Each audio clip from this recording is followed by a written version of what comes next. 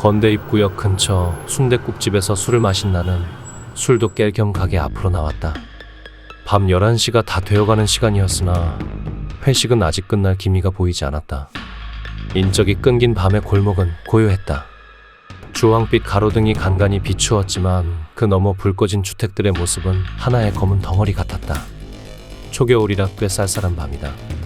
가게의 유리창은 사람과 음식의 온도로 뿌옇게 김이 서렸다. 그곳을 등지고 담배에 불을 붙였다. 텅 빈 거리에 인기척이 들렸다. 어둠을 지나 가로등 불빛 아래로 노인이 빨간 유모차를 밀고 있었다. 낡은 바퀴가 구를 때마다 간헐적인 소음이 함께 들렸다. 그보다 눈길을 사로잡는 건 깡마른 노인의 차림이었다. 옥색 한복을 입고 잿빛 머리카락에 쪽을 진 모습이 생소했기 때문이다.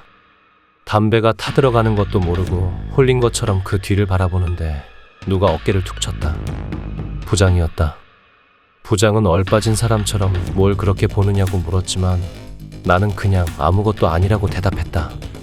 그를 보다가 다시 골목을 돌아봤다.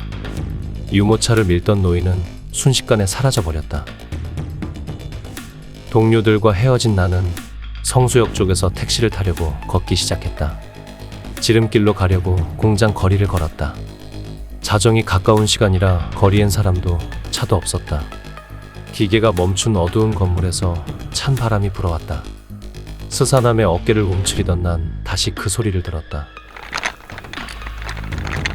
수입차 정비 공장을 지나는 노인의 뒷모습이 보였다. 노인이 뭐라고 중얼대는 소리가 들렸다.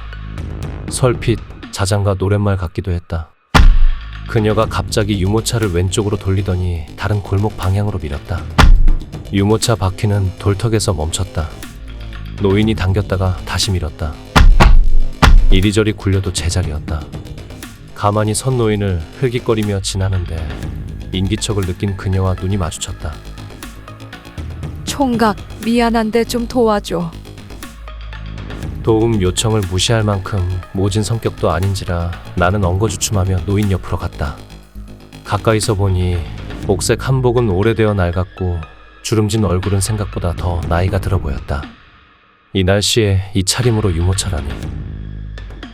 내 아들이 잠을 못 자서 이렇게 밤마다 고생해. 겨우 잠들었으니 조심히 올려줘. 낡은 유모차에 빨간 차양막은 닫혀 있어 안을 볼 수 없었다. 나는 조심히 유모차를 들었다. 생각보다 유모차는 무거웠고 어디에 걸렸는지 들리지 않았다. 바퀴에 뭐가 걸렸나 봐요. 아까부터 이상한 소리가 나던데. 내 말에 노인이 바퀴를 들여다봤다. 나도 허리를 숙여 바퀴 쪽을 봤는데 바닥에 검붉은 액체가 뚝뚝 떨어졌다. 저게 뭘까? 고개를 들어 유모차를 유심히 봤다. 빨간 차양막 틈으로 검은 머리통이 보였다. 퀴퀴한 냄새도 났다. 갑자기 그 안이 궁금해졌다. 노인은 반대편에서 바퀴를 보고 있었다. 나는 차양막을 살짝 젖혔다.